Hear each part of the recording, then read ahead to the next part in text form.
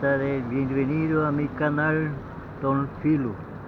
Ya seguimos con la reparación de la capa. Les voy a enseñar dónde van a ir las piezas. Esto tiene que ir en ese sitio, ¿vale? Así más o menos tiene que darse.